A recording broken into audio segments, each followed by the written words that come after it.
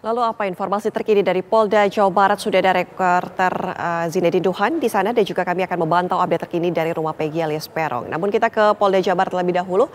Selamat pagi Duhan. Apakah hari ini keluarga dari Peggy akan dilakukan pemeriksaan di Polda Jawa Barat? Ya, Ana dan juga pemirsa, benar sekali bahwa memang Polda Jawa Barat nantinya dijadwalkan akan memeriksa keluarga dari Peggy Setiawan alias Peron alias Robi Irawan. Namun Ana dan juga pemirsa, ini informasi terbaru yang kami dapatkan dari tim kuasa hukum Peggy Setiawan sendiri yang menyebutkan bahwa memang pada hari ini posisi keluarga sendiri masih berada di Cirebon, Ana, sehingga juga tadi disebutkan jika nantinya keluarga sudah siap sesuai dengan panggilan dari Polda Jawa Barat, maka pemeriksaan terhadap keluarga dari Peggy Setiawan sendiri akan digelar pada hari Selasa nanti sesuai dengan surat panggilan yang dikirimkan oleh Polda Jawa Barat terhadap keluarga dari Peggy Setiawan. Pemeriksaan ini juga merupakan tahap lanjutan setelah kemarin ini Peggy Setiawan diumumkan secara resmi terlibat dan memiliki peran dalam kasus pembunuhan yang menewaskan Vina dan juga Eki, yang mana disebutkan kemarin oleh Kabid Humas Polda Jawa Barat bahwa Peggy Setiawan ini memiliki peran, yaitu melempari motor Eki dan Vina ini dengan batu, lalu memukul Eki dan Vina, lalu membawa Eki dan Vina ke sebuah tempat yang lebih kosong, lalu melakukan tindak kekerasan dan juga dugaan tindak pemerkosaan, lalu membawa kembali Eki dan Vina ke salah satu flyover yang berada di kota Cirebon. Adapun juga memang kemarin diberitahukan langsung oleh Dirkrimum Polda Jawa Barat bahwa memang ada upaya untuk penggantian identitas oleh Peggy Setiawan pada saat berpindah dari Cirebon ke Bandung yang mengganti namanya menjadi Robi Irawan. Hal ini juga didukung oleh ayah kandung dari Peggy yang mana memang berprofesi sebagai mandor bangunan di Bandung, yang menyebutkan kepada tempat Peggy tinggal atau tempat kos Peggy yang mengenalkan bahwa ini bernama Robi Irawan dan bukan merupakan anaknya, namun ini merupakan keponakan. Nah, ini juga yang salah satu alasan mengapa sulitnya pihak dari tim penyidik Polda Jawa Barat ini untuk mengamankan Peggy Setiawan, sehingga memakan waktu kurang lebih 8 tahun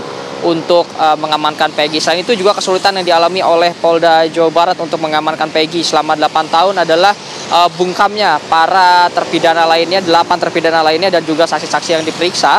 Kami kemarin sempat menanyakan mengapa para terdakwa atau terpidana ini bungkam. Ini ke Dirkrimum Polda Jawa Barat menyebutkan bahwa memang dari ke-8 terdakwa ini memiliki ketakutan secara pribadi terhadap Peggy Setiawan, jadi memilih untuk bungkam. Namun pada pemeriksaan beberapa hari kebelakang ini para terdakwa dan para terpidana maksud kami dan juga beberapa saksi lain ini buka mulut, termasuk ada lebih dari 2 orang saksi ini yang menyebutkan bahwa pada malam kejadian Peggy Setiawan alias Peron ini berada di TKP menggunakan motor smash berwarna pink, dan keterangan ini juga diberikan oleh beberapa saksi, salah satunya Aep ini yang memang bekerja tidak jauh dari titik lokasi, yang menyebutkan bahwa dirinya memang mengenal Peggy, mengenal secara wajah, lalu juga sering melihat Peggy bersama teman-temannya nongkrong tidak jauh dari tempat dirinya bekerja, dan melihat bahwa pada hari kejadian Peggy menggunakan motor smash berwarna pink ini untuk melakukan tindak kekerasan terhadap Vina dan juga Eki. Selain itu juga nantinya menurut informasi yang kami dapatkan dari tim kuasa hukum Peggy Setiawan bahwa nantinya proses hukum ini akan dibawa ke tahap pra-peradilan tentunya untuk membela status dari Peggy Setiawan itu sendiri. Kami masih akan terus memantau apakah pada hari ini akan diadakan pemeriksaan terhadap saksi-saksi lain, apakah juga akan diadakan pemeriksaan kembali terhadap ke-7 terpidana yang saat ini masih berada di 2 rutan yang ada di Bandung, yaitu rutan Kebonwaru dan juga Lapas Bancai. Ana. Duhan, kami juga ingin konfirmasi mengenai 2 DPO lainnya yang akhirnya dinyatakan ini adalah DPO fiktif asal-asalan dari tersangka yang menyebutkan nama. Bagaimana dengan hal tersebut? Polda Jawa Barat menanggapinya seperti apa?